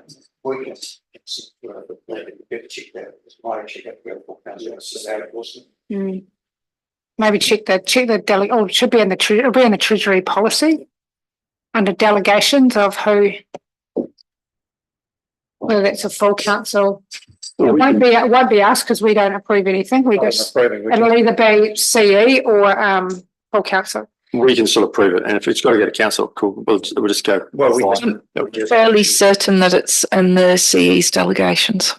We'll check, and if it requires to go to full council, we'll take it to full council and close the loop and let this group know.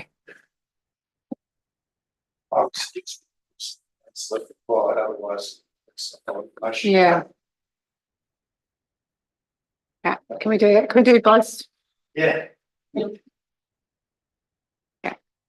Well, you don't want to bring it back here. We don't want to bring it back here. So why don't we we'll endorse it. If I move it to endorse the. I'm happy enough to endorse it. Yeah. I'm happy to second it. Second it. All those in favour? Yeah. And then if you need to take it down a level and it's just for noting only, then we'll just change it to receive. And also the actual Treasury.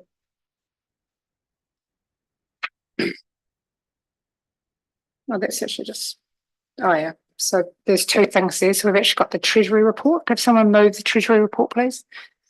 Yeah, happy to. Thank you, Bruce. Second, Nicole. All those in favour? Yeah.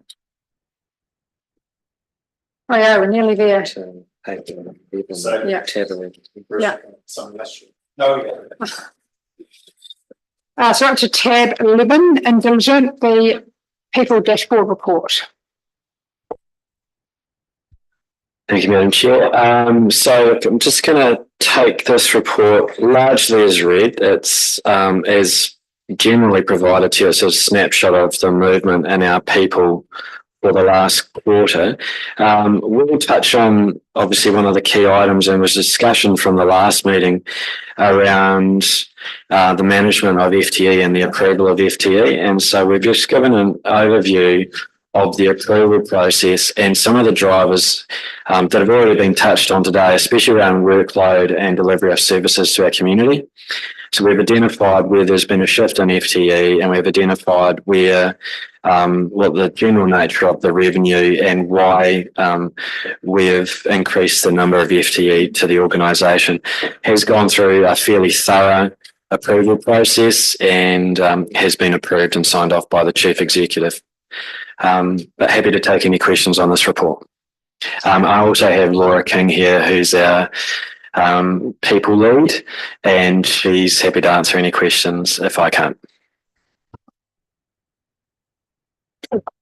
I guess the big one is on, I've lost my page numbers. It's the number of budget reallocations and budget repurposings things that you've got there. What I guess as you say, the chief executive is all over this because it's obviously got to go through this. What is there any risk that we're going to be missing something because we're repurposing money from one place to another? And do we need to be looking at that as part of it and add the 2025 annual plan? Yes. Thank you. As Steve said, we've actually undertaken a very rigorous and thorough process around this, and it's been with ELT, and so I'm really satisfied that for this financial year and probably into next one that it absolutely covers us and that we're not creating any necessary gaps. However, an outgoing annual plan and long-term plan, we will likely be looking for additional FTE just because of the nature of the growth of our business. Yes, it'd be nice to see that happening as it's happening. So yeah. The other question here is on subsection 6, the FTEs. Am I right in reading that it says we've got about 85 vacancies at the moment? Correct. Yeah, that seems high. Yeah, to a degree, it's made up of both the increase in FTE, but also from a seasonal point of view too, as we come to the end of kind of the university period, we have a lot of people leave, especially around the frontline services. So, lifeguards and the like. So it is just a seasonal, regular blip that we have around this time. Which is, I guess, 85 is about 20%. So about 20% of our workforce is empty chairs. It just seems, okay. It would also be done on a head count rather than an FTE. So this could be a combination of a number of part-time casual roles as well. I've just based it on the FTE count. I didn't even look at the head count. So yeah, thank you. Bruce, did you have it? Yeah, very quickly, and at the risk of reaching into management, how many of your senior management team are long on leave at the moment, Karen? Because I have found in most organisations the recidivists that have lots of leave outstanding are often at the senior management level. And are you telling them to go on holiday? And I refer specifically to our financial director over there, who probably has a large leave balance. Yeah, that's a very good question, and that's a focus of our people team. And there's a report that comes through to ELT every month. So we've got active plans in place for each of the individuals that have a large outstanding leave balance. We use a colour-coded system, so those that are on red or amber are the ones that we particularly focus on. Okay. Good. So it's make sure they have a holiday. They're not indispensable, but they could be if they keel over. Absolutely. I wholly agree with what you're saying. Sorry. Thank you. If someone moves the people dashboard report, please. Thank you, Phil. Second. Thank you, Bruce. All those in favour? Right. Rightio, we're there. Almost. Rolling on through, Betty's going to come up and speak very briefly to the Lagoima update, which just gives you a bit of a status report on how we've been tracking this last quarter. Hi, thank you for Madam Chair for receiving inviting me here to speak to the report. This is the first Lagoima report I am delivering to you and is intended to be an update. If there is too much information, not enough, please do let me know and I will amend for the next time. Broadly speaking, what you'll see is we put in some data there that shows that there is an ongoing trend over the last 2.5 years of uplifting in Lagoima. So this is going to be a space that we need to continue some attention on and continue to improve. We have seen since the report you last received a significant improvement in the non-conformances, extensions or reports that Lagoimas that have been delivered over time. That is largely related to some new resource being put into that team and some more focus on processes and make sure it's actually monitoring and not getting to the things at the end of the process, starting to manage them at the start of the process. No new complaints this quarter, which is always good to report. And the last thing is what you'll kind of be seeing from me as we come into the next reporting round is hopefully a bit more of a structured plan on how we continue to get our arms around this space. Upskill council, so we all understand our obligations and how our roles and responsibilities and how we can work on that. We're going to undertake a self-assessment based on the Ombudsman's guidelines as to how we work as an organisation and build a plan to roll out some tools and some processes to continue to improve. Any questions? Sharon? Not a question, just a comment, and delighted to have you here. Having been through an Ombudsman's practice review for Lagoima, one of the key areas I've been concerned about is how we've been managing or leading Lagoima or the resources that we've had. So Julie has come in and done an amazing job in a very short space of time, and very similar. And I guess Bruce, it harks back to some of the things that you've raised earlier on about the raft of things that we're trying to address. Again, we don't look at Lagoima from a government's perspective down, and it's really important. And the Ombudsman is very clear in terms of their criteria around expectations. So again, in the new year, we will look at a training package for our governors around understanding Lagoima and how that needs to flow through the organisation. Thank you. Mm-hmm. Well, hey, Julie, when you're doing, thank you for the report. It's great. It's really alarming to see that in not only a couple of years, we've gone from having, single digits to high double digits. Mm-hmm. I guess in terms of report, and I don't know whether it's the scope of the report, but themes, did you glean any themes? I haven't gone through in the last 6 weeks. What we do know is when we get a spike on, we either go out to consultation or there's a lot of media attention on a subject. So rep review, for example, we see a spike when it was the big spikes you see from this year, those align to when the Upper Selwyn Huts issues were going on. So when the community are particularly interested in an issue, we will see a spike. I would have predicted that as well. And I guess in terms of report, it would be nice to know if there's anything there that isn't a predictable thing. Sure. Yeah. Yeah. Any outliers? But I'd just add into that, and perhaps what the graph doesn't explain is some of the complexities of some of these requests that are coming in are phenomenally complex. And in terms of staff time and resource, I know that frequent commentary that we hear from our team is the amount of time that they're having to spend on Lagoimas that's taking them away from their business as usual activity. I have to say that is not unique to Selwyn. I think there's an uplift across all public services and councils around Lagoimas.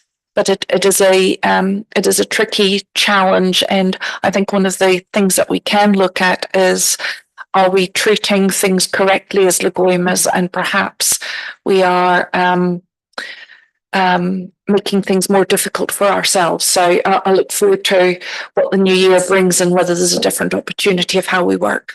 One thing I have since implemented since writing this report is Sharon's absolutely right around the complexity. When I was putting together this graph, I noticed that myself. So it's going to take us time to collect the data, but what we are now starting to report when we close a job is giving a complexity categorization based on a system so that we can actually start to report back to you. Are these 40 minor, easy Lagoimas, or are these 10 really time-consuming resource draining Lagoimas?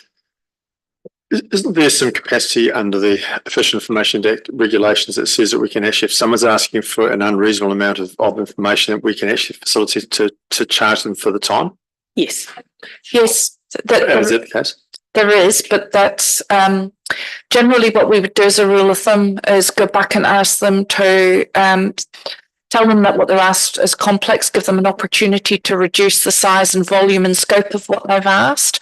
And if they don't wish to do that, then there is the opportunity to charge. That's perhaps something we haven't been doing as well. But I can say from past experience that quite often when we do want to associate a charge with it, it then translates into a complaint in the Ombudsman's office. So it's not easy. Our new process has by day 3, and it is a process flow that's been put in place across the organisation, that we will be consulting internally with the subject matter experts as to what is the complexity of this request, is it possible to do, and with a target by day 4 to day 5, going back for clarification to reduce scope wherever we can. Nicole, do you know? It was more around, it's interesting, like the amount, the increase in the amount, and I have seen on one occasion where someone has posted on Facebook that they've been asked to pay to get that done, and given the figure, because also I found interesting is that the two that we've had the complaint to the ombudsman, we've got lawyers that we're having to pay now as well to go through that process. So it's getting, as a council, it's quite expensive really for us to be doing stuff we need to do, but What I can commit to you is we will be using less external resource on Lagoimas. It will be running through my team when we have complaints, and we will only be going out for external legal resource where absolutely necessary. So that will be decreasing. Thank you. And I just want to point out that we've also, those complaints that have been put through to the Ombudsman, we've not been challenged, so we've been found to be in the right, which is great for the team in terms of how they're responding. And I'd like to congratulate the team for that. Unfortunately, you're absolutely right. If somebody chooses to go through to the Ombudsman, there is a cost associated with that. And unfortunately, that's something we can't control, given that we've not, none of the complaints have been upheld. So I'm really pleased and delighted with the team that they're doing all of the right things. Thanks, Joey, and welcome. Great to have you here. My, feedback, 5 cents worth, you asked the question around, is it too much, too little? The Lagoima is a standalone item in the annual plan, which is great. What I've been used to in chairing, Hui and central government and local government, is that you actually put a report up every quarter, and this is one of the, in my world it was OIAs, but so I'm probably looking for a little bit more breadth, but not as much depth. And we can probably take that a little bit more offline, because I think one of your other bullet points in the terms of reference and in the annual plan is legislative compliance. So, and it doesn't have to be much, but what I've seen is a 4 or 5 page report that comes up every quarter, and it would have Lagoimas, it would have legislative compliance, it would have anything that's out there in the moment that you think we should know about. Might have some big new contracts that we're entering, that have come through your desk.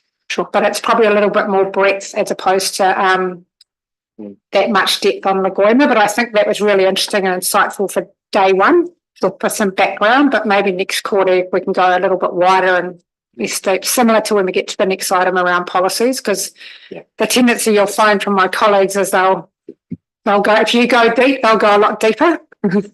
So maybe just we can take it offline. But great to have you here. Thank you. So before we move on to the policy report, has someone move the Lagoima? Thank you, Nicole. Second. Both at the same time, Phil. All those in favour? That's great. My apologies, Madam Chair. I have to go. I've got another meeting to go to. Here we are at 12, almost 12:30. All right, last item.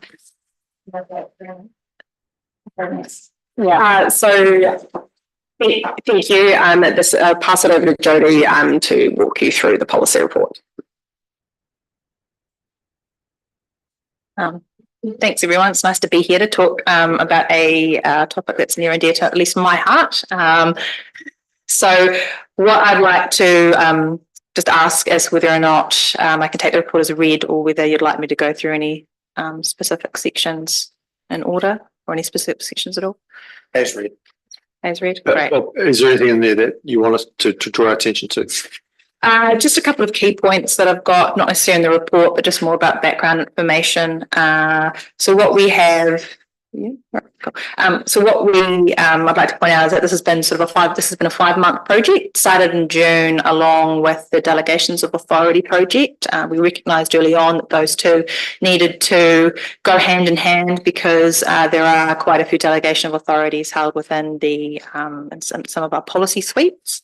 So we undertook a review or stock take of those policies, which is represented in the review schedules that you see here to give us an idea and oversight of how many policies that we have within the organisation, within our suite.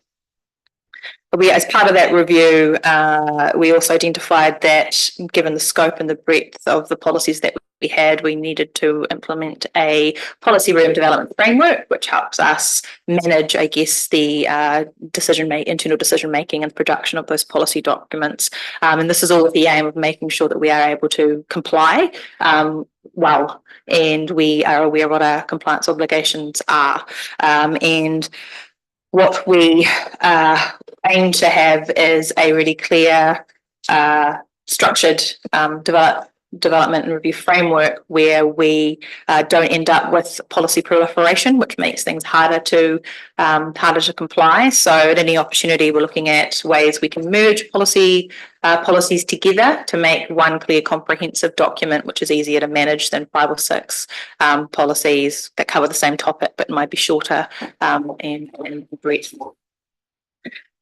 So from stock take, what we have developed obviously is a review, some review dates, and we have developed the review dates based on some risk assessment criteria that we developed prior to the risk management framework being fully implemented. So going forward, we can use the risk management framework criteria, but at the time we developed our own set of criteria to give us a steer as to what policies we should prioritise over others, and those were factors based on do we need it by law?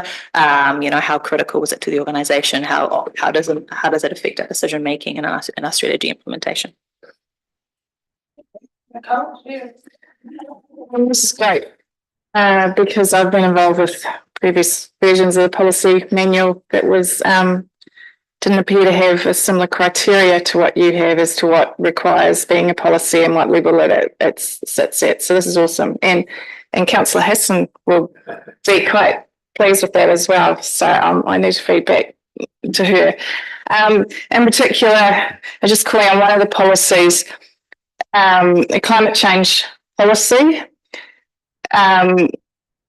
So when we started planning a climate change committee, at that stage, that policy was due for review. And so it's good to see that it's been picked up as part of this, and will be reviewed. I've still put that on my list that I've given to Tim that he much appreciates of different things we need to go through, but it's good to see that, but it's also good to see on what you're looking at with the names, with the other policies that you're looking at doing it. So it's really good to see that there is a proper method to how we're doing it, where these things sit and at what level. So thank you.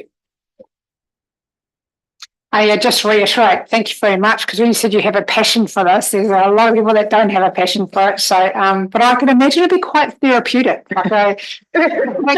Maybe, but I imagine you are starting with, because everyone creates a new policy to create a new policy, and you have 5 policies all saying the same thing, where you have procedures that are actually procedures, but they're called policies. So, when your work is done, I'm sure it could be quite therapeutic. So, thank you for the great work that I'm sure will be greatly appreciated. No, it's all right. Oh, sorry, Phil, do you? I was just going to ask you, you had a policy. Yes,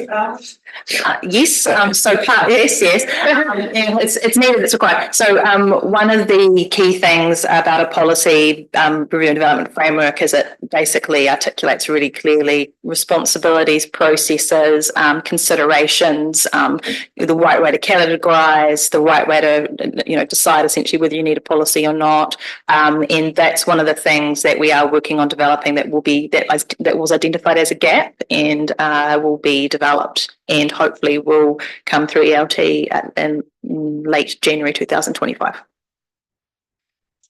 Right. Hi, thank you. we are, we need to move it. So, thank you, Phil, second, Nicole, all those in favour? Nicole have moved it, Phil, second it, all those in favour? All right.